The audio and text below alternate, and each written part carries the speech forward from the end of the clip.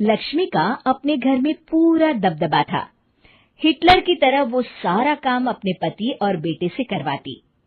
धीरे धीरे उसके पति की तबीयत खराब रहने लगी।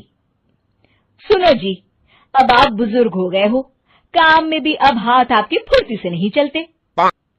अरे भाग्यवान, भगवान से डर। तुझसे मैंने शादी अपने इकलौते बेटे के अच्छे पालन पोषण के लिए की थी, लेकिन तूने तो उसका बेड़ा गर्क कर दिया। मैंने क्या किया? पढ़ाया लिखाया, अब नौकरी नहीं लग रही तो मैं कैसे जिम्मेदार हो गई? अब घर में बैठकर रोटी तोड़ रहा था तो मैंने कहा काम ही कर ले। एक तो भला करो और ऊपर से बातें सुनो। तभी सारंग वहां आ जाता है।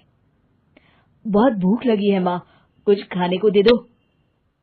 अब तुम्हारे पापा का हाथ तो चल नहीं रहा है। मैं ही जा रही हूँ आज किचन में, बनाती हूँ कुछ। हे भगवान, कैसे होगा इतना काम मुझसे? लक्ष्मी किचन में काम कर रही होती है कि तभी अचानक उसे आइडिया आता है।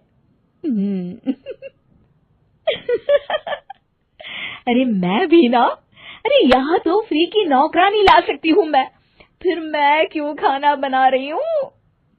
उस दिन लक्ष्मी सारंग की पसंद का खाना बनाती है और बैठकर उसे बड़े ही प्यार से खिलाती है। खा ले बेटा, खा ले, पेट भर के खा ले। अरे रुक, मैं तेरे लिए ना गर्मा गर्म रोटियां लाती हूँ। सारंग और उसके पिता एक दूसरे की ओर बड़े ही हैरानी से देखते हैं। बेटा सारंग, जरूर दाल में कुछ काला है, वरना ये औरत तो हमें बासी खाना भी सुकून से ना खाने दे। सुनील की बात लक्ष्मी सुन लेती है और जोर जोर से चिल्लाने लगती है। अरे हाँ, भलाई का तो जमाना ही नहीं रहा।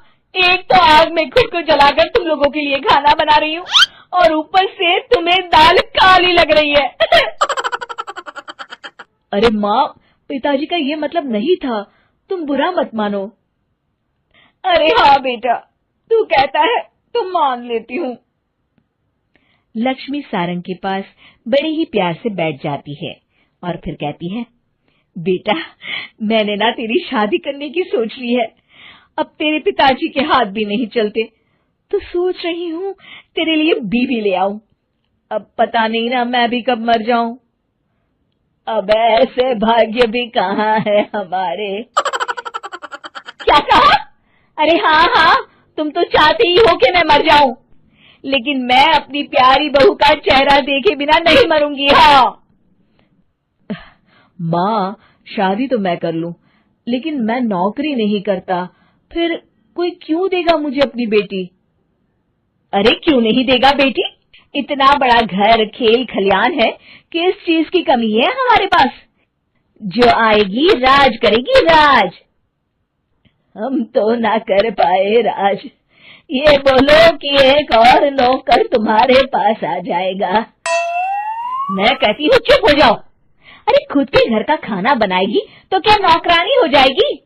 अब तुमसे तो किचन का काम होता नहीं, तो कोई तो करेगा ना।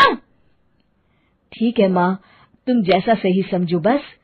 अब मेरी एक शर्त है, लड़की जो भी हो वो